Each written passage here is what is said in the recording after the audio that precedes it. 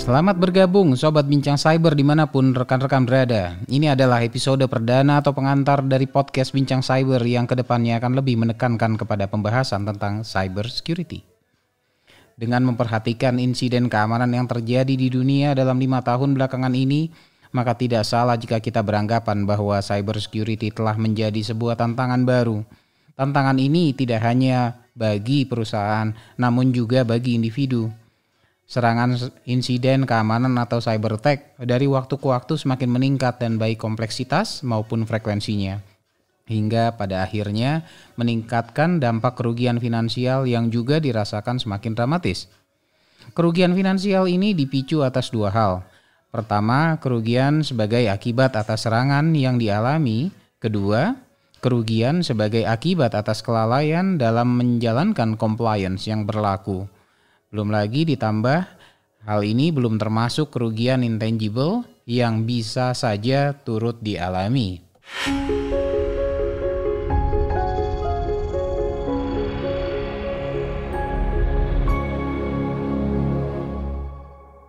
Nah, ironisnya, faktor manusia dalam peningkatan pertahanan cybersecurity ternyata belum dieksplorasi secara optimal dan bahkan pada beberapa hal dirasakan kurang dihargai. Peningkatan atas keberhasilan serangan cyber, data breach, dan ransomware hampir dipastikan diakibatkan atas kelalaian yang dilakukan oleh end user yang tentunya juga manusia.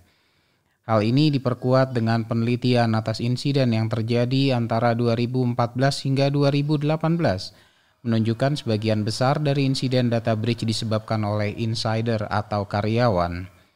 Lebih lanjut di sini, para pakar ataupun praktisi cybersecurity sangat bergantung pada kemampuan teknologi untuk mencegah insiden terjadi dan sangat kurang memperhatikan peningkatan pemahaman dan kesiagaan dari pengguna. Kalaupun dilakukan, peningkatan pemahaman hanya dibatasi oleh pelatihan yang skop dan frekuensinya sangat terbatas. Kompleksitas cyber attack semakin menunjukkan bahwa teknologi adalah bukan merupakan satu-satunya kunci untuk meningkatkan pertahanan cyber security. Anggapan bahwa teknologi sebagian besar pasti akan menciptakan konsekuensi yang tidak diinginkan adalah memang benar. Namun, potensi terjadinya ancaman akan lebih dimungkinkan disebabkan atas perbuatan maupun kelalaian manusia sebagai pengguna. Inilah yang membuat kita seringkali mendengar bahwa human is the weakest link in information security chain. Dalam hal ini, peningkatan kapabilitas dan kesiagaan pengguna perlu terus ditingkatkan.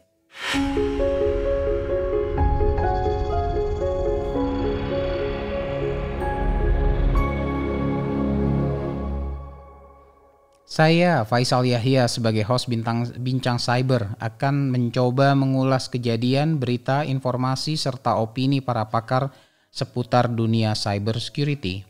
Podcast ini saya dedikasikan untuk meningkatkan pemahaman masyarakat secara umum tentang perkembangan dunia cybersecurity. Podcast ini sangat memprioritaskan untuk menggunakan bahasa Indonesia dan disederhanakan sehingga lebih mudah dipahami oleh berbagai latar belakang pendidikan ataupun profesi masyarakat. Melalui podcast ini saya harapkan tumbuh pemahaman lebih baik lagi bagi masyarakat Indonesia tentang cybersecurity serta kemampuan untuk mencegah sebanyak mungkin gangguan keamanan sebelum terjadi. Sehingga secara bertahap tumbuh pengertian bahwa di Indonesia bahwa human is the strongest link in information security chain.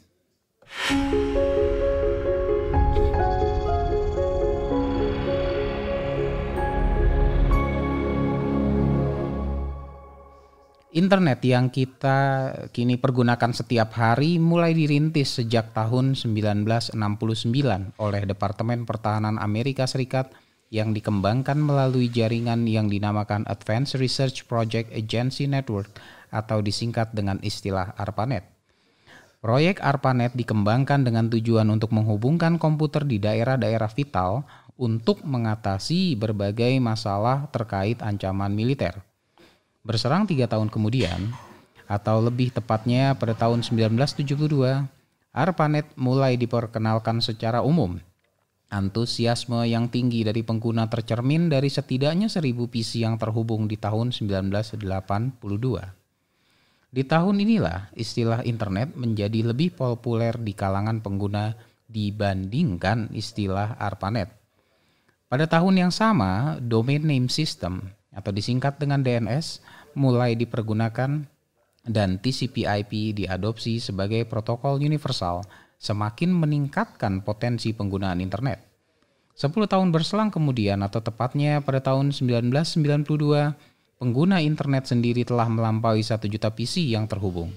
Penggunaan website pun mulai tumbuh sehingga pada tahun 1994 tercatat setidaknya ada sekitar 3.000 halaman website. Seiring dengan meluasnya penggunaan internet, ternyata menimbulkan permasalahan baru yang semakin kompleks. Bahkan ini tetap menjadi masalah hingga saat ini. Masalahnya adalah internet lebih menekankan kepada mekanisme perangkat komputer untuk dapat terhubung, namun tidak merancang mekanisme autentikasi dan verifikasi terhadap siapa pengguna di belakang komputer tersebut. Kebutuhan mekanisme dan autentikasi dan verifikasi ini mencakup kebutuhan antar sesama pengguna maupun antar pengguna dengan penyedia layanan. Hal ini hampir dipastikan disebabkan karena jaringan dirancang pertama kali untuk menghubungkan komputer di berbagai daerah atau machine to machine, namun tidak memfokuskan kepada siapa yang mengoperasikan komputer tersebut pada masing-masing daerah, human to human interaction. Dengan inilah, internet dianggap support anonymity by design.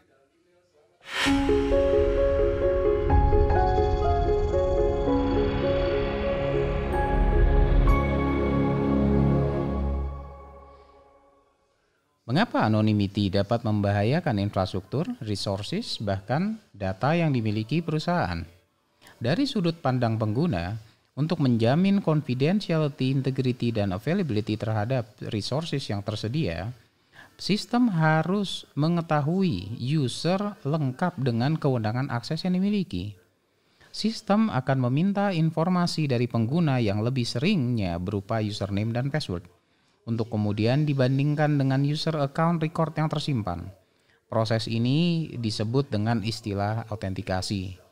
Setelah melewati tahapan autentikasi ini dan dinyatakan username dan password valid, maka sistem akan mengecek kewenangan dari user terhadap resources yang tersedia. Proses ini disebut dengan authorization. Authentication dan authorization adalah dua proses esensial yang umumnya terjadi saat end user hendak mengakses sistem. Dan kita bisa melihat bahwa kedua proses ini sangat bertentangan dengan konsep anonymity. Di sisi lain, dari sudut pandang hacker, upaya meretas sistem yang dilakukan oleh hacker selalu ditutup dengan upaya untuk menyembunyikan identitas peretas. Contohnya, alamat IP address, perangkat yang digunakan, dan informasi lainnya. Hal ini bertujuan untuk menyulitkan pihak yang berwajib untuk menelusuri siapa pelaku kejahatan atas insiden cyber yang terjadi. Dalam upaya mengakses sistem, hacker tentunya akan mempergunakan berbagai username dan password yang mungkin telah diperoleh sebelumnya sehingga menyulitkan dalam pelacakan. Terkait hal ini, profesional cybersecurity dan pihak yang berwajib melakukan identifikasi peretas dengan mengidentifikasi tools, teknik, dan prosedur atau disingkat dengan istilah TTP yang berhasil diperoleh dari informasi atau log atas penyerangan tersebut.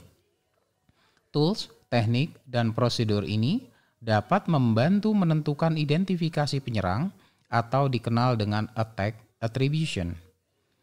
Attack attribution ini sangat membantu memprediksi langkah selanjutnya sehingga untuk menekan kemungkinan serangan oleh peretas yang sama di kemudian hari. Attack attribution di sini adalah mekanisme identifikasi peretas sistem. Authentication, authorization, hingga attack attribution semuanya adalah tahapan identifikasi, baik akses legal yang dilakukan oleh end user via authentication dan authorization maupun akses ilegal yang dilakukan oleh peretas. Semuanya perlu diidentifikasi. Dan ini sangat bertentangan lagi dengan konsep anonymity di awal. Jadi secara umum, effort yang dilakukan oleh para profesional cybersecurity adalah berupaya meningkatkan proses identifikasi dan tentunya menekan anonymity. Dan semakin meningkatnya perkembangan teknologi, maka akan semakin meningkatkan kompleksitas dan tantangan proses identifikasi ini. Dan ini pula yang akan kita bahas pada episode-episode ke depan dengan harapan mampu memberikan inspirasi dan meningkatkan kepedulian masyarakat terhadap cybersecurity, khususnya yang berpotensi terjadi di Indonesia.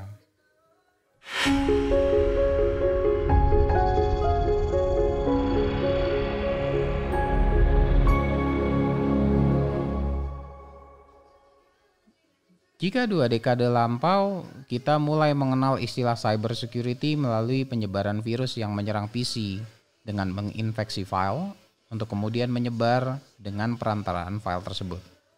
Belakangan ini, kita lebih banyak menemukan peningkatan sekaligus kompleksitas penyerangan. Kompleksitas di sini dimaksudkan pengembangan dari sisi variasi, percepatan penyebaran, hingga dampak kerusakan yang dihasilkan. Pada akhirnya, ini terus mengganggu stabilitas ekosistem digital, khususnya di Indonesia. Inovasi teknologi selalu akan diikuti dengan berkembangnya threat landscape atau area permukaan yang berpotensi untuk diserang. Belum lagi, kondisi yang dialami industri juga bisa sangat unik untuk setiap organisasi. Inilah yang menjadikan cybersecurity sebagai topik yang sangat luas. Untuk terus secara kontinu kita melakukan upaya pengendalian atas potensi gangguan cybersecurity, kita perlu berkolaborasi dengan sebanyak mungkin profesional. Tidak kalah penting melakukan information sharing dan meningkatkan awareness agar semakin banyak pihak yang terlibat. Dengan semangat inilah podcast Bincang Cyber juga akan mengundang para pemerhati, praktisi hingga pakar untuk berbagi cerita dan tips seputar cybersecurity yang tentunya akan sangat informatif, berbobot, serta aktual. Secara rutin, podcast Bincang Cyber juga akan menyiarkan informasi berita seputar insiden keamanan yang terjadi di dunia dengan target konten pembahasan yang terurai dan sederhana. Semoga langkah kecil yang saya coba lakukan akan semakin menambah wawasan dan pengetahuan sehingga bisa memberikan inspirasi bagi para pendengar.